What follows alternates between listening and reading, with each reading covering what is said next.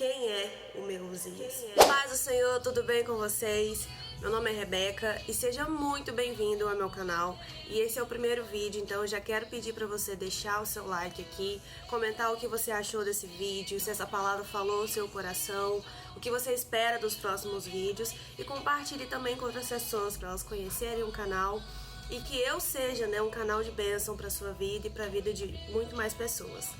Bom, e esse primeiro vídeo é uma palavra muito importante.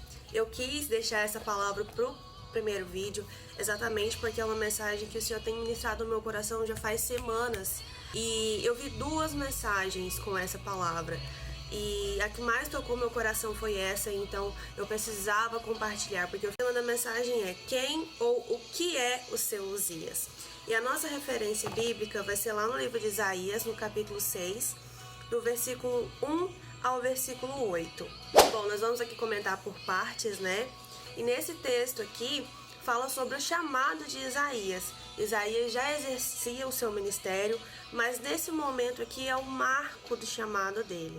No versículo 1 diz assim: No ano em que o rei Uzias morreu, eu vi também o Senhor assentado sobre um trono, alto e exaltado, e o seu séquito enchia o templo.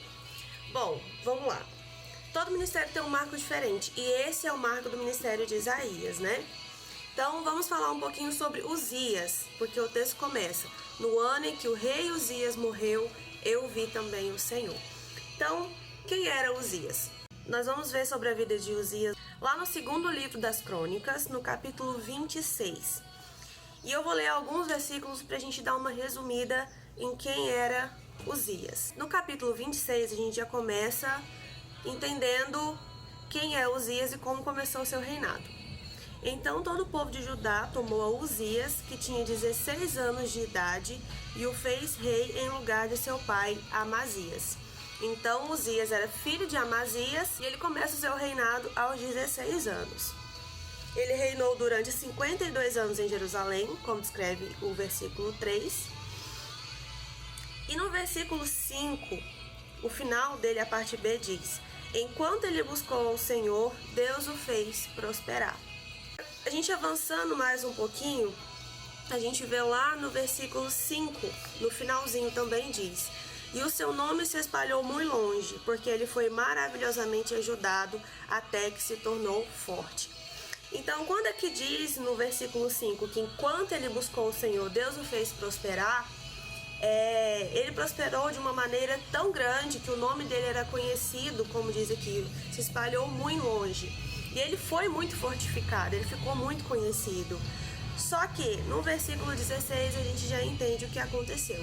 Porém, havendo-se fortalecido o seu coração, ficou exaltado para a sua destruição, porque ele transgrediu contra o Senhor, seu Deus. Então o orgulho toma conta do seu coração. E o que acontece? Uzias, ele finaliza o seu reinado leproso e sozinho. E algo muito interessante, que é uma frase que o pastor Cláudio Duarte disse, e eu deixei ela exatamente como ele disse ela. Uzias se perdeu não pelo fracasso, mas pelo sucesso. Ou seja, o diabo, ele não, independente se a gente perde ou se a gente ganha, o propósito, o objetivo de Satanás é nos destruir. Então, agora que nós já entendemos um pouco quem foi Uzias e o que aconteceu com ele durante o seu reinado, nós voltamos lá para o livro de Isaías, no capítulo 6. E o que acontece? No ano que Uzias morre, Isaías diz que ele viu o Senhor. Então, Isaías, ele tem uma visão clara do Senhor. Então, nós vamos tomar como referência aqui, Uzias vai representar aquilo que nos impede de ter uma comunhão com o Senhor, de tudo aquilo que nos afasta. Então, essa vai ser a nossa referência nesse texto. Continuando o capítulo, a partir do versículo 2 diz: Acima estavam serafins, cada um tinha 6 asas, com 2 cobriam sua face, e com 2 cobriam seus pés, e com 2 voavam. E um clamava ao outro e dizia: Santo, Santo, Santo é o Senhor dos exércitos, toda a terra está cheia da sua glória. Então aqui nessa visão, Isaías entende que os anjos proclamam a sua glória, né? Nessa visão, eu acho interessante que a adoração ao Senhor, ela não é deixada de lado. Apesar de que Deus, ele tinha uma mensagem específica, tinha algo específico com Isaías, mas o momento ali da adoração ao Senhor, ela não é deixada de lado.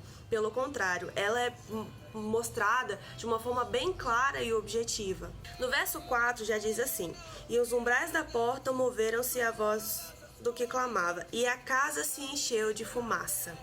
No versículo 5, então disse eu: ai de mim, porque eu estou arruinado, porque eu sou um homem de lábios impuros e habito no meio de impuros lábios, porque os meus olhos têm visto o Rei, o Senhor dos Exércitos.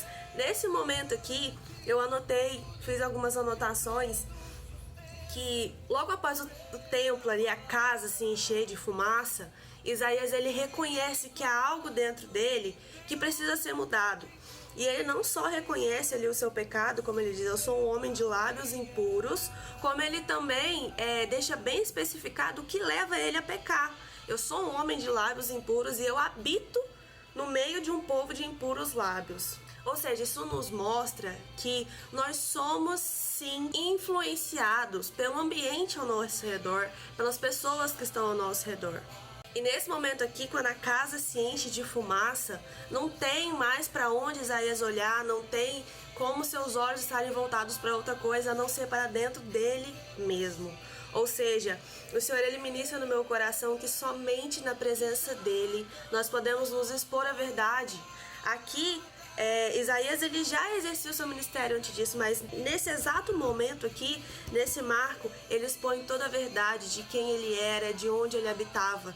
Então, somente na presença do Senhor não há espaço para nós olharmos para o lado, para a vida do outro, a não ser para dentro de nós mesmos.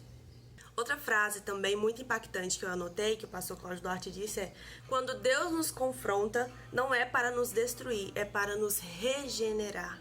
O Senhor ele sempre tem algo para fazer em nossa vida. Então, quando chega esse confronto, aqui nós veremos um pouquinho mais à frente, Isaías ele expõe ali qual é o seu erro, qual é o problema que precisa ser resolvido. E logo após ele vai ter esse problema resolvido. E aí, a partir disso, eu entendo que nós precisamos ser específicos, sabe? Quando nós oramos, nós temos a mania de generalizar. Senhor, perdoa os meus pecados, as minhas falhas. Mas quais são esses pecados? Quais são essas falhas? Quando nós damos nome ao nosso pecado, quando nós somos específicos com o Senhor. Senhor, perdoa tal pecado específico. Senhor, eu fiz isso, eu pensei aquilo. Enfim, quando nós somos específicos, nós damos autoridade para o mundo espiritual tirar todos os tropeços da nossa vida. Aqui mais à frente, no versículo 6 diz: então voou um dos serafins em minha direção, tendo uma brasa viva em sua mão, a qual ele tinha tirado do altar com uma tenaz. E ele colocou sobre a minha boca e disse: veja, isso tocou os teus lábios, e a tua iniquidade é removida, e o teu pecado purificado. Então aqui, eu anotei esses versículos, né? Ele disse que era um homem de lábios impuros. Então ele deixou específico para o Senhor qual era o seu problema. E aí ele deu autoridade para o mundo espiritual agir e remover aquela impureza. E diz aqui no final: e o teu pecado foi purificado. E somente quando nós somos purificados pelo Senhor, nós estamos prontos para atender o chamado dele. Nós somos purificados, nós somos fortalecidos e assim nós conseguimos exercer o chamado que o Senhor tem na nossa vida. E para nós sermos purificados e fortalecidos pelo Senhor, é necessário eliminar esses dias da nossa vida, sabe? Parar de alimentá-lo, deixá-lo morrer. E isso é função nossa. Não tem como outra pessoa fazer aquilo que é só pra gente fazer. Não tem como deixar pra Deus fazer aquilo que é decisão nossa, que é atitude nossa.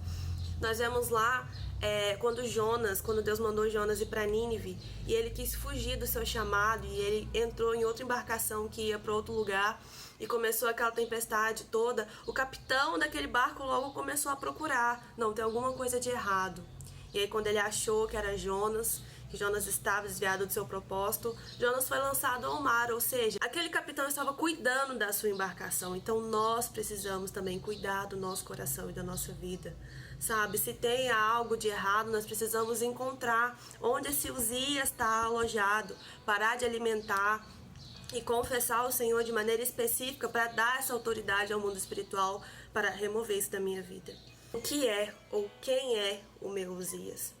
quem ou o que eu preciso eliminar da minha vida para que eu tenha um encontro genuíno com o Senhor. Então, meus irmãos, essa foi a palavra que o Senhor ministrou ao meu coração. E eu quero pedir mais uma vez para você deixar o seu like aqui para me ajudar nesse novo início. Comentar o que você achou dessa palavra, se essa palavra foi de encontro ao seu coração, da mesma forma que veio ao meu. Compartilhar também com outras pessoas para que essa palavra alcance mais e mais corações. Muito obrigada por ter chegado ao final desse vídeo. Eu aguardo vocês no próximo. A paz do Senhor!